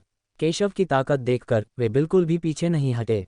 उन्होंने अपनी पूरी ताकत लगाकर एक साथ हमला किया, केशव को एक ही बार में मार गिराने का इरादा रखते हुए। सभी ने मिलकर भयानक शक्ति से हमला किया। आध्यात्मिक ऊर्जा से निकली शक्ति ही पूरी दुनिया को हिला देने के लिए काफी थी और यह अनंत शक्ति के साथ फूट पड़ी, जिससे लोगों के सिर सुन्न हो गए। अन्य संप्रदायों के कई शिष्य एक के बाद एक पीछे हट गए, उन्हें छूने का साहस नहीं हुआ। फक फक करना। केशव ने ये सब देखा, लेकिन उसे जरा भी परवाह नहीं थी। उसने उन्हें जरा भी गंभीरता से नहीं लिया। फिर उसने एक तलवार निकाली और सब पर वार कर दिया। एक व्यक्ति कई शक्तिशाली व्यक्तियों के विरुद्ध लड़ता है और उसे कोई नुकसान नहीं होता। धमाका, एक भयानक तलवार सीधे बाहर निकली, जिससे पृथ्वी हिल गई और सभी के हमले का सामना करना पड़ा। ये बच्चा सचमुच पागल है। वास्तव में आप हम में से इतने सारे लोगों के संयुक्त हमले का मुकाबला करने के लिए अपनी ताकत पर निर्भर रहना चाहते हैं। उस घमंडी लड़के को अपने घमंड की कीमत चुकानी पड़ेगी। घृणास्पद, यह अच्छा है, इससे हमें दोबारा हमला करने से बच जाएगा। संकोच मत करो, चलो एक साथ हमला करते हैं और पूरी ताकत से इस आदमी को मार गिराते हैं। सब गुस्से में थे। उन्हें उम्मीद नहीं थी कि केशव उन्हें इस तरह नीचा दिखाने की हिम्मत करेगा, और उन्होंने उनके हमले का विरोध करने की भी योजना बनाई थी। उसी समय वह और भी ज्यादा ताकत के साथ बिना किसी हिचकिचाहट के टूट पड़ा और केशव को पागलों की तरह मार डाला। शून्य में अनगिनत हत्याएं आश्चर्यजनक दृश्यों की एक श्रृंखला में घुल मिल गईं और पागलों की तरह केशव को मार डाला। गड़गड़ाहट। आकाश और पृथ्वी में दो अत्यंत भयानक आध्यात्मिक शक्तियां एक दूसरे से टकराईं और प्रचंड शक्ति के साथ फूट पड़ीं और सभी दिशाओं में फैल गईं। जिस स्थान पर वे थे वह लगभग बिखर गया। गड़गड़ाहट। भयानक शक्ति सीधे बाहर फट। राजुल और अन्य सभी अवशिष्ट शक्ति से उड़ गए और जिस दुनिया में केशव था उसने भी एक विशाल तूफान खड़ा कर दिया और केशव उसमें गायब हो गया। कई प्रतिभाशाली लोग बची हुई शक्ति से घायल हो गए और खून की उल्टियां करने लगे। वे केशव की एक भी चाल का सामना नहीं कर पाए। क्या वह बच्चा मर गया? कई बलवान लोग आकाश और धरती की ओर देखकर भयभीत हो गए। वे जानते थे कि केशव सरल नहीं है, लेकिन उन्होंने यह उम्मीद नहीं की थी कि वह इतना भयानक होगा। उनकी आंखें भय से भरी थीं। उन्हें उम्मीद नहीं थी कि केशव इतनी भयानक शक्ति के साथ प्रकट हो सकता है। उसे हराने के लिए इतने सारे लोगों को एकजुट होना पड़ा। अगर यह आमने सामने की लड़ाई है तो मुझे डर है कि कोई भी केशव का प्रतिद्वंद्वी नहीं होगा। उसे तो मर जाना चाहिए। राजुल ने ठंडी सांस ली और कहा, उसे विश्वास नहीं था कि केशव इतने सारे लोगों के हमले का सामना कर सकता है। ये सही है। ये बच्चा चाहे कितना भी ताकतवर क्यों न हो, उसने अभी तक मौलिक मुख्य क्षेत्र को नहीं तोड़ा है। यहाँ तक कि मध्य से लेकर अंतिम चरण का स्वर्णिम भ्रूण योद्धा भी हमारे संयुक्त हमले का सामना नहीं कर पाएगा। वह निश्चित रूप से मर जाएगा। इस बच्चे में कुछ प्रतिभा है, लेकिन दुर्भाग्य से उन्होंने हमें नाराज कर दिया, इसलिए वह बर्बाद हो गया। सभी ने ठंडे स्वर में कहा कि उन्हें केशव की मौत पर कोई दया नहीं है। किसने उसे परिणामों को जाने बिना अपने 3 प्रमुख संप्रदायों को अपमानित करने के लिए मजबूर किया? तुम सब असफल लोग मुझे मारना चाहते हो। क्या ये थोड़ा अवास्तविक नहीं है? हालांकि जैसे ही उन्होंने अपनी बात खत्म की, उन्हें एक उपहासपूर्ण व्यंग्य सुनाई दिया। अगले ही पल तूफान से एक आकृति बाहर निकली और सबको उपहासपूर्ण भाव से देख रही थी। उसने शांति से अपने शरीर पर जमी धूल झाड़ने के लिए हाथ हिलाया। केशव के अलावा और कौन हो सकता है? वह कैसे संभव है? जब उन्होंने केशव को अपने सामने आते देखा तो हर कोई भयभीत होने से खुद को नहीं रोक सका। वे जानते थे कि केशव बहुत शक्तिशाली है, लेकिन उन्होंने उससे इतना शक्तिशाली होने की उम्मीद नहीं की थी। इतने सारे लोगों के एकजुट होने से आध्यात्मिक सागर क्षेत्र राज्य की तो बात ही छोड़िए, युवानदान और स्वर्णिम भ्रूण राज्य भी शायद इसका सामना न कर पाएं। आखिरकार वे सभी प्रमुख संप्रदायों के आंतरिक शिष्य या मूल प्रतिभाशाली लोग ही तो हैं। हालांकि उनके हमले से केवल केशव के कपड़े फट गए, लेकिन केशव का शरीर बिल्कुल भी घायल नहीं हुआ। स्टॉप, कुछ भी असंभव नहीं है। मैंने कहा था कि तुम बहुत कमजोर हो। केशव ने सहजता से अंगूठी से कपड़े का एक टुकड़ा निकाला और शांति से कहा, तुम बहुत कमजोर हो। केशव ने पहले भी ऐसा ही कुछ कहा था, लेकिन किसी ने उसकी बात नहीं सुनी। हालांकि इस समय ये 5 शब्द उनके चेहरे पर एक थप्पड़ की तरह थे, जिससे वे बेहद बदसूरत लग रहे थे, लेकिन उनके पास इसका खंडन करने का कोई रास्ता नहीं था। वे एकजुट तो हुए, लेकिन केशव को मार या घायल भी नहीं कर पाए। ये बेहद अपमानजनक था। अगर यह कमजोरी नहीं थी तो क्या थी? इस समय वे अंततः समझ गए कि ऐसा नहीं था कि राजुल और अन्य 2 बहुत कमजोर थे, बल्कि केशव बहुत मजबूत था। उन सभी को यह स्वीकार करना मुश्किल हो रहा था। क्या यह आदमी अब भी अफवाहों में नाकाम था? वह इतना डरावना कैसे हो सकता है? ये बच्चा इतना शक्तिशाली है और कौन केशव को दबा सकता है? लड़के, इतना घमंडी मत बनो। केशव का अपमान सुनकर कुछ प्रतिभाशाली लोग इसे स्वीकार नहीं कर सके। उनकी आंखें क्रोध और हत्या के इरादे से भर गईं। मैं घमंडी हूं, तुम मेरा क्या कर सकते हो? केशव ने यह सुना और व्यंग्यात्मक लहजे में कहा, मार्शल आर्ट की दुनिया में ताकतवर कमजोर पर हमला करता है। आप? केशव की बातें सुनकर दूसरा पक्ष इतना क्रोधित हुआ कि उसका चेहरा बदसूरत हो गया। वह सीधे केशव की ओर दौड़ा और उसकी भयानक ताकत ने सीधे हवा के झोंके पैदा कर दिए। उनकी ताकत राजुल और अन्य के बाद दूसरे स्थान पर है। फक फक करना। जब केशव ने उसे मारने के लिए आते देखा तो उसने उसे नीचे देखा, यह नहीं जानते हुए कि वह जीवित है या मर गया। टकराना। सीधे एक थप्पड़ मारा गया। प्रतिद्वंद्वी अचानक टूटी हुई डोर वाली पतंग की तरह जमीन पर गिर पड़ा। कश। उनके मुंह से खून की एक बूंद निकली और उसका चेहरा अचानक पीला पड़ गया। उसने डर और पछतावे से केशव को देखा। अगले ही क्षण उसने अपना सिर घुमाया और बिना किसी जीवन के चिन्ह के मृत अवस्था में जमीन पर गिर पड़ा। लड़के, तुमने मुझ पर हमला करने की हिम्मत की। ये देखकर राजुल ने गुस्से से कहा कि यह व्यक्ति उनके कमल संप्रदाय का गौरव था। हम तुमसे निपटने के लिए? क्या मुझे चुपके से हमला करने की जरूरत है? केशव ने यह सुना और व्यंग्यात्मक लहजे में कहा, वो तो बस पहला है। आज तुम सबको मरना होगा। केशव ने आगे कहा, अगर तुम उस पर हमला करना चाहोगे तो यही अंत होगा। मरना। केशव की बातें सुनकर सभी सिहर उठे। अगर उन्होंने केशव की बातें पहले सुनी होती तो उन्हें लगता कि वह घमंडी है और उन्हें यकीन नहीं होता कि ऐसा हो सकता है। हालांकि इस समय उन्हें एक स्पष्ट सा एहसास हो रहा था कि शायद ये सच हो। वे सब यहीं मर जाएंगे। नहीं, वे इसे स्वीकार नहीं कर सकते। उन्होंने इस स्तर तक पहुंचने के लिए इतनी मेहनत की है, वे यहाँ कैसे मर सकते हैं। सब लोग डरो मत, यह आदमी जरूर नाटक कर रहा है। इसने हमारी ताकत छीन ली, इसलिए इसमें बहुत ऊर्जा खर्च हुई होगी। मुझे डर है कि इसमें ज्यादा ताकत नहीं बची है। सब लोग एक साथ हमला करो और इस आदमी को मार डालो। उनकी धमकियां सुनने के बाद राजुल, अंकित और अन्य लोगों ने ठंडी सांस ली, ये सोचकर कि केशव अपनी वर्तमान स्थिति में नाटक कर रहा होगा। ऐसा हो ही नहीं सकता कि उसने कुछ खाया ही ना हो। यहाँ तक कि अगर वहाँ खजाने भी हों तो भी उनके हमलों का विरोध करना असंभव है। सब लोग एक साथ हमला करो और पीछे मत हटो, ये बच्चा जरूर मरेगा, राजुल ने कहा और सभी से अपनी पूरी ताकत से बाहर निकलने और केशव को मारने के लिए कहा। अच्छा, इस बदमाश ने हमें बहुत अपमानित किया है और हमें मार डालना चाहता है। हम उसे कभी नहीं जाने देंगे। कई प्रतिभाशाली लोगों ने ये सुना और जवाब में सिर हिलाया। वे भी राजुल और दूसरों की बात से सहमत थे, ये सोचकर कि केशव जरूर दिखावा कर रहा होगा और यह नामुमकिन है कि उसे कोई क्षय रोग न हुआ हो। आखिरकार वह सिर्फ एक शीर्ष स्पिरिट सागर विशेषज्ञ है, न कि गोल्डन एम्ब्रियो विशेषज्ञ। केशव उनकी बातें सुनकर खुद को उपहास करने से नहीं रोक सका। उसके लिए बिना किसी नशे के रहना तो नामुमकिन था, लेकिन जिस 10,000 तारों को निगलने वाली आकाश कला का उसने अभ्यास किया था, वह स्वर्ग और पृथ्वी की आध्यात्मिक ऊर्जा को लगातार अवशोषित करके उसे स्वस्थ होने में मदद कर सकती थी। ये कहा जा सकता है कि इस समय वह अपनी चरम अवस्था से बहुत अलग नहीं है। तो उनके विचार सचमुच भोले हैं। गड़गड़ाहट। एक पल में केशव के पीछे तलवार का इरादा उभर आया और उसके पीछे अनगिनत तलवारें दिखाई दीं।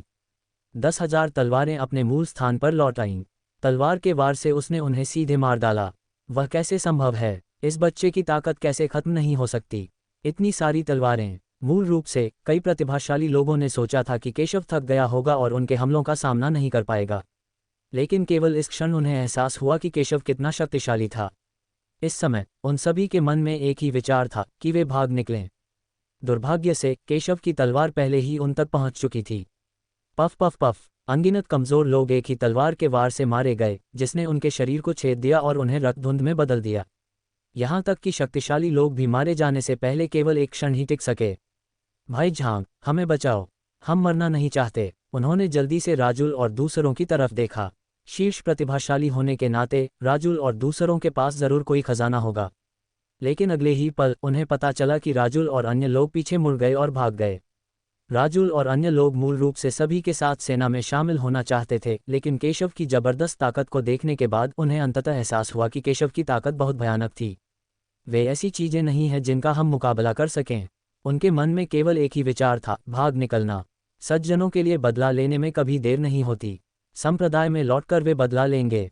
लानत है राजुल, तुम लोगों ने वास्तव में हमें धोखा दिया। आह, एक भयानक मौत। मूल रूप से 3 प्रमुख संप्रदायों के प्रतिभाशाली लोग केशव से बहुत नफरत करते थे, लेकिन अब उन्हें पता चला कि उन्हें तोप का चारा माना जाता था और राजुल और अन्य लोगों द्वारा बलि का बकरा बनाया जाता था। वे भागना चाहते थे, इसलिए उन्होंने केशव को रोक लिया। वे केशव से बेहद नफरत करते थे और वे राजुल और अन्य लोगों से भी नफरत करते थे। तुम तो बस एक कूड़ा करकट हो, तुम्हारी जिंदगी हमारी जिंदगी से कैसे तुलना कर सकती है। जब राजुल और बाकी लोगों ने ये सुना तो उनके चेहरे गंभीर हो गए, लेकिन फिर भी वे बिना किसी अपराधबोध के ठंडी सांसें ले रहे थे। उनकी नज़र में वे तीनों प्रमुख संप्रदायों के सबसे बड़े प्रतिभाशाली लोग थे। इन प्रतिभाशाली लोगों का जीवन उनके जीवन से कैसे तुलना कर सकता है? उनके लिए उन्हें बलि का बकरा बनाना बिल्कुल सामान्य बात है। बेटे, हम इस दुश्मनी को याद रखेंगे। एक बार जब हम गुप्त क्षेत्र से निकल जाएंगे तो हम तुम्हें कभी नहीं जाने देंगे।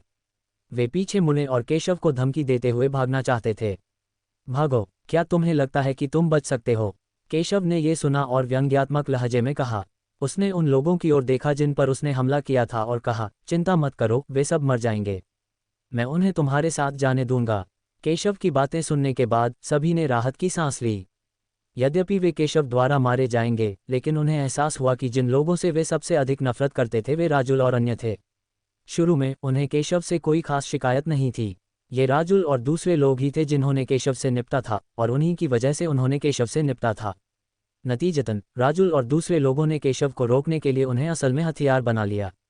वे राजुल और दूसरे लोगों से और भी ज्यादा नफरत करते थे।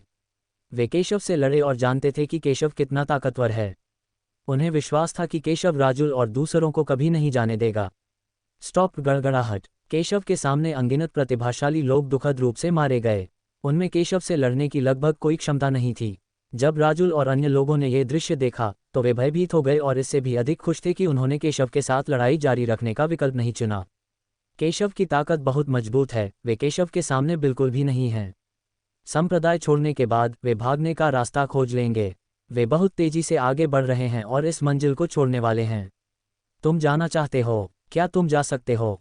केशव ने 3 प्रमुख संप्रदायों के प्रतिभाशाली लोगों से निपटने के बाद राजुल और भाग रहे अन्य लोगों को उदासीनता से देखा और उन्हें सीधे मार डाला।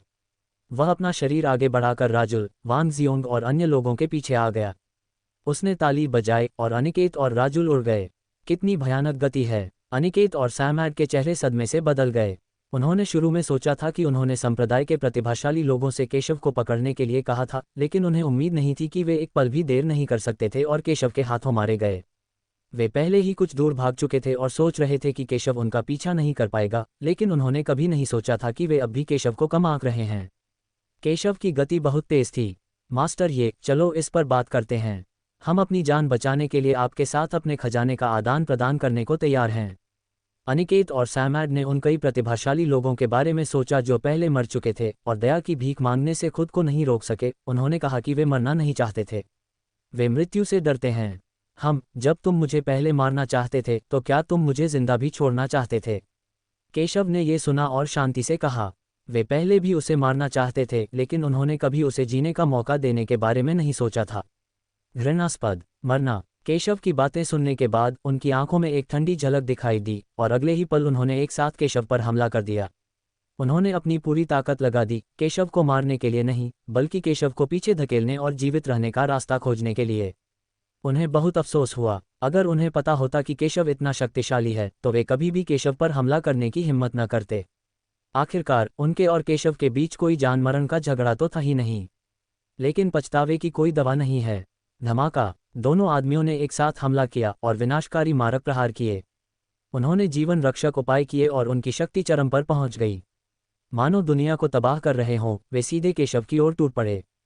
क्या आप ऐसा ही कर रहे हैं? बेहतर होगा कि आप अपने रास्ते चले जाएं। हालांकि उनके हमले को देखते हुए केशव शांत और उदासीन रहा और वह दोनों पुरुषों की ओर बढ़ा।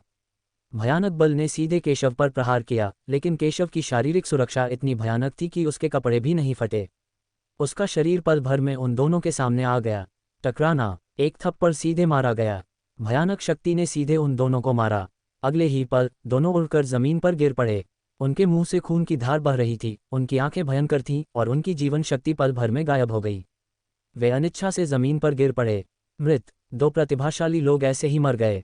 ये बहुत डरावना है। संप्रदायों के बचे हुए कई शक्तिशाली लोग इस दृश्य को देखकर अपने दिल में बड़े डर के साथ बोले। उन्हें उम्मीद नहीं थी कि केशव इतना भयानक होगा। अनिकेत और सैमैड दोनों 3 प्रमुख संप्रदायों के शीर्ष प्रतिभाशाली व्यक्ति थे, फिर भी उनकी मृत्यु ऐसे ही हो गई। घृणास्पद। राजुल, जो सबसे तेजी से बच निकला, ये दृश्य देखकर इतना डर गया कि उसने रुकने की हिम्मत नहीं की। उसके मन में केवल एक ही विचार था, वह था भाग निकलना। जल्द ही वह यहाँ से भाग जाएगा। हालांकि अगले ही पल केशव उसके सामने प्रकट हुआ, उसे उपहासपूर्ण भाव से देखते हुए। क्या तुम बच सकते हो? मैंने कहा था तुम सभी को मरना होगा। अब तुम्हारी बारी है। वह कैसे संभव है? केशव को अपने सामने आते देख राजुल को यकीन नहीं हुआ। उसे उम्मीद नहीं थी कि वांग जियोंग और सैमैड को मारने के बाद केशव इतने कम समय में उसके सामने आ जाएगा। केशव की बातें सुनकर राजुल का चेहरा गुस्से से भर गया। पहले उसने सोचा था कि केशव बस एक चींटी है और उसके लिए केशव को मारना आसान होगा, लेकिन उसने कभी नहीं सोचा था कि अंत में वे केशव द्वारा पूरी तरह से कुचल दिए जाएंगे। भले ही वह अंकित, सैमैड आदि जैसे अन्य प्रतिभाशाली लोगों के साथ मिलकर सेना में शामिल हो गए, फिर भी वे केशव के सामने कुछ भी नहीं थे। धिक्कार है बच्चे, तुमने मुझे ऐसा करने के लिए मजबूर किया। राजुल क्रोधित हो गया और उसके हाथ में एक रून प्रकट हुआ। जैसे ही रून प्रकट हुआ, उसमें से भयानक शक्ति निकली। वह क्या है? इस रून को देखकर कई लोग अपनी नज़रें बदले बिना नहीं रह सके। उन सभी को इससे एक भयानक दबाव महसूस हुआ। लड़के, यह एक मारक प्रतीक है जिसे सांसारिक दानव क्षेत्र के एक रून गुरु ने बनाया है। यह एक शक्तिशाली सांसारिक दानव के भयानक प्रहार को रोक सकता है। तुम सचमुच असाधारण हो। क्या तुम एक स्वर्ण भ्रूण गुरु के हमले का सामना कर सकते हो? तो क्या तुम एक शक्तिशाली सांसारिक दानव के हमले का सामना कर सकते हो?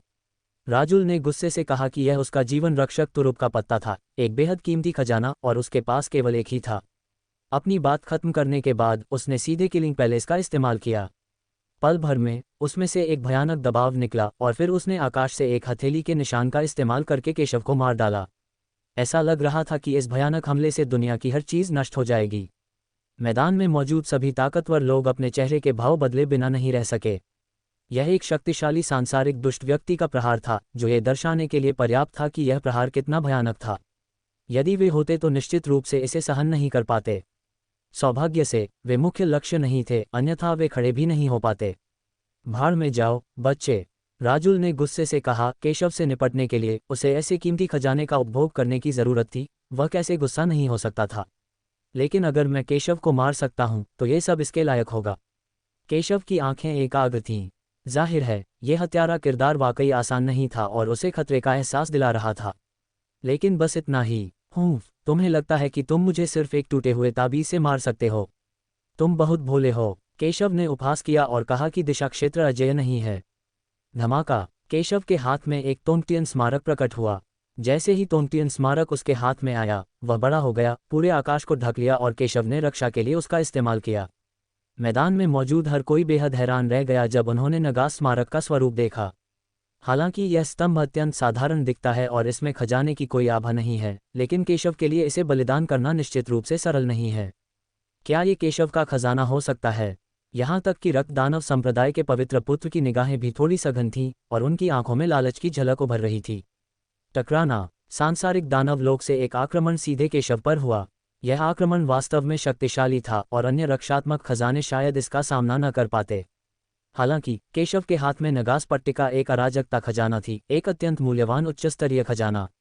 सांसारिक दानव लोक के एकमात्र हमले से यह कैसे नष्ट हो सकता था? जैसी कि उम्मीद थी, हमला नगास स्मारक पर पहुंचते ही गायब हो गया।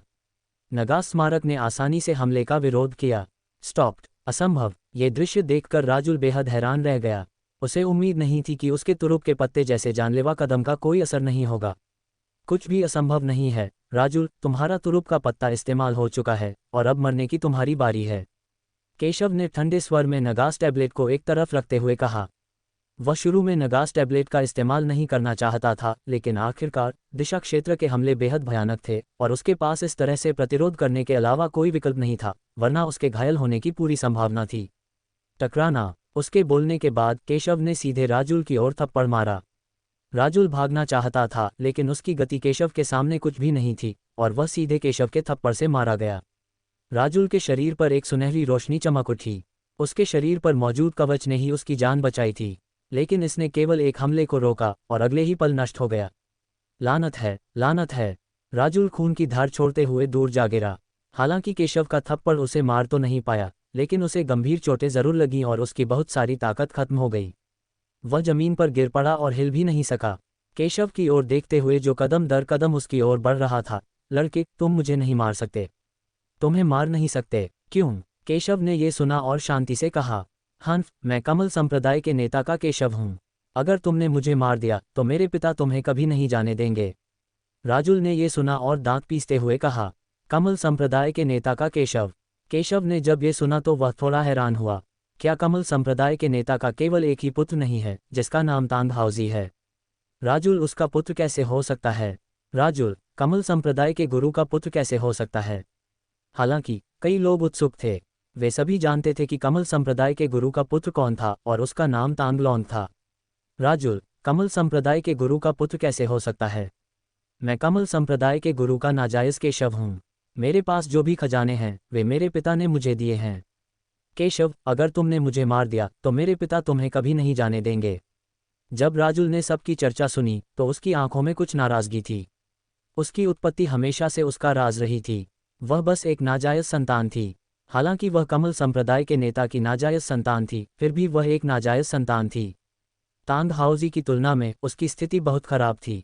हालांकि कमल संप्रदाय का नेता उसके प्रति बुरा नहीं था, उसने कभी भी अपनी पहचान स्वीकार नहीं की और वह ये स्वीकार करने को भी तैयार नहीं था कि कमल संप्रदाय का नेता उसका पिता था। लेकिन अब जीवित रहने के लिए उसे यह रहस्य उजागर करना होगा। इसमें कोई आश्चर्य नहीं कि ऐसा है। ये वास्तव में एक कमीना है। सब लोग थोड़े हैरान थे। उन्हें उम्मीद नहीं थी कि राजुल की ऐसी पृष्ठभूमि होगी। हालांकि भले ही वह एक नाजायज संतान हो, फिर भी वह कमल संप्रदाय के गुरु का केशव है। अगर कमल संप्रदाय के गुरु को इसके बारे में पता चला तो वह निश्चित रूप से केशव से बदला लेगा। वे सभी केशव की ओर देख रहे थे, सोच रहे थे कि केशव क्या चुनाव करेगा। यदि वे होते तो वे कभी भी केशव को मारने की हिम्मत नहीं करते। केशव ये सुनकर हंसा, तुम मरने वाले हो, फिर भी तुम मुझे धमकी देने की हिम्मत कर रहे हो। तुम्हें ये हिम्मत किसने दी? यह मत कहो कि तुम एक नाजायज संतान हो। भले ही तुम कमल संप्रदाय के गुरु के वैध पुत्र होते, अगर मैं तुम्हें मारना चाहता तो तुम मर जाते। केशव ने तिरस्कारपूर्वक कहा, तो क्या हुआ अगर वह कमल संप्रदाय के गुरु का केशव है? अगर आप उसे मारना भी चाहें तो भी वह नहीं छोड़ेगा। क्या? केशव की बातें सुनकर राजुल ने शुरू में सोचा था कि केशव अपनी हैसियत के कारण उस पर हमला करने की हिम्मत नहीं करेगा। आखिरकार वह कमल संप्रदाय के गुरु का नाजायज केशव था। 4 महान संप्रदायों में से एक होने के नाते कमल संप्रदाय के गुरु का एक सम्मानित दर्जा था और कोई भी उसे उकसाने की हिम्मत नहीं करता था। लेकिन केशव को अपनी पहचान की बिल्कुल भी परवाह नहीं थी। तुम मुझे नहीं मार सकते। अगर तुम मुझे मार दोगे तो तुम्हें कमल संप्रदाय से सबसे क्रूर बदला भुगतना पड़ेगा। उसने सोचा कि केशव को नहीं पता था कि कमल संप्रदाय का बदला कितना भयानक होगा, इसलिए उसने उसे फिर से याद दिलाया। तुम बहुत बकवास कर रहे हो, मर जाओ। केशव ने उसकी बात अनसुनी कर दी और शांति से कहा, एक तलवार को संघनित किया और उसे सीधे राजुल की ओर फेंक दिया। उसने कहा कि चाहे वह कोई भी हो, जिसे वह मारना चाहता है उसे मरना ही होगा। धमाका! ठंडी तलवार की ऊर्जा बाहर निकल गई और अगले ही पल राजुल को तलवार से मारा गया। राजुल ने आंखें फाड़े केशव को घूरा। उसने कभी नहीं सोचा था कि केशव सचमुच उसे मारने की हिम्मत करेगा। टकराना! तलवार से उसका शरीर 2 टुकड़ों में कट गया और वह जमीन पर गिर पड़ा। राजुल तुरंत मर गया। सारा दर्शक समुदाय मौन था। अप्रत्याशित रूप से केशव ने वास्तव में राजुल की पहचान की परवाह नहीं की और बिना किसी हिचकिचाहट के लोगों को मार डाला। बहुत डरावना, लेकिन उनमें से अधिकतर को इस बात से राहत मिली कि उन्होंने केशव को उकसाया नहीं। क्या कोई और है जो इसे छीनना चाहता है? केशव ने मैदान में बचे हुए प्रमुख संप्रदायों के लोगों को शांति से देखा। ये सभी लोग 4 प्रमुख संप्रदायों के अलावा अन्य संप्रदायों के प्रतिभाशाली लोग थे, लेकिन उनकी ताकत 4 प्रमुख संप्रदायों के लोगों की तुलना में कुछ भी नहीं थी। मास्टर, हमने कभी आपके खजाने को चुराने के बारे में नहीं सोचा था। हमारा उनसे कोई लेना देना नहीं है। ये सही है मास्टर, ये ने प्रेत दानव प्राचीन वृक्ष का समाधान किया और हमें बचाया। हम आपका जितना भी धन्यवाद करें कम है। जब सब लोगों ने ये सुना तो उन्होंने जल्दी से उसे खुश करने के लिए कुछ कहा। ये दुनिया है बहुत यथार्थवादी। इससे पहले वे तीनों प्रमुख संप्रदायों के प्रतिभाशाली लोगों को खुश करने और उनकी चापलूसी करने की कोशिश कर रहे थे। अगर राजुल और अन्य लोग उनसे मिलकर काम करने को कहते तो भी वे कार्रवाई कर सकते थे। सौभाग्य से राजुल ने उन पर ध्यान दिया और उन्हें कार्रवाई नहीं करने दी। इस प्रकार केशव को अपमानित करने के परिणामों से बचा लिया। केशव ने उनकी चापलूसी सुनी लेकिन परवाह नहीं की। केशव मुड़ा और जोया और बाकी लोगों के पास लौट आया। ये देखकर कि केशव ने उनकी उपेक्षा की है, उन्होंने अन्य खजानों और विरासतों को प्राप्त करने की योजना बनाई। जल्द ही सभी ने सफलतापूर्वक खजाना प्राप्त कर लिया। हर कोई बहुत खुश था। धमाका! इस समय स्वर्ग और पृथ्वी से अचानक एक गहरी सांस आई जिसने सभी को घेर लिया। कई लोग अपने हाव भाव बदलने से खुद को नहीं रोक पाए। उन्हें समझ ही नहीं आ रहा था कि क्या हो रहा है। जल्द ही वे एक दूसरी दुनिया में प्रकट हुए। सबने बाहर देखा तो उनके सामने एक रहस्यमयी और शक्तिशाली लाश शून्य में तैर रही थी। लाश एक बूढ़े आदमी की थी।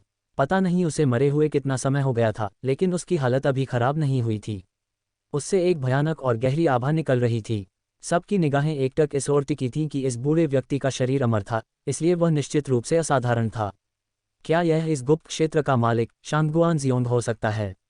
सभी ने उन प्राचीन पात्रों के बारे में सोचा जिन्हें उन्होंने पहले देखा था और कुछ अनुमान लगाए। सचमुच इसी क्षण मानो सबकी सांसों को महसूस करते हुए लाश से एक लहर उठी। अगले ही पल एक बूढ़े आदमी की परछाई प्रकट हुई, एक अथाह सांस छोड़ते हुए, और सबकी ओर देखने लगी। आप कौन हैं, वरिष्ठ? क्या ये सीनियर हरि सिंह रैम हो सकता है? कई लोगों ने इस परछाई को देखा और चौंक गए और उत्सुकता से पूछा। युवक, मैं हरि सिंह रैम हूँ। मेरे द्वारा निर्धारित परीक्षा और उत्तराधिकार सफलतापूर्वक उत्तीर्ण करने और यहाँ आने के लिए बधाई। जब तक तुम मेरी अंतिम परीक्षा उत्तीर्ण कर लोगे तुम्हें मेरी विरासत प्राप्त होगी। यदि तुम परीक्षा उत्तीर्ण नहीं कर पाते तब भी मैं तुम्हें एक अवसर दूंगा। बूढ़े आदमी ने सबकी तरफ देखा और कहा, ये वास्तव में सीनियर हरि सिंह रैम है। नमस्कार वरिष्ठ शांगगुआन जियोंग। जब सभी ने हरि सिंह रैम के शब्द सुने तो वे खुश हुए बिना नहीं रह सके। वे सभी जानते थे कि हरि सिंह रैम कौन था। वह कभी महाद्वीप का एक प्रसिद्ध बलवान व्यक्ति था। हालांकि वह राक्षसों से लड़ते हुए मारा गया, फिर भी उसने महाद्वीप के लिए बहुत बड़ा योगदान दिया। इससे भी महत्वपूर्ण बात यह है कि जब वे यहाँ आते हैं तो उन सभी को हरि सिंह रैम की विरासत प्राप्त करने का अवसर मिलता है। अगर वे असफल भी हो जाते हैं तो भी उन्हें हरि सिंह रैम द्वारा दिया गया अवसर मिल सकता है। वे खुश कैसे न हों। स्टॉप्ड।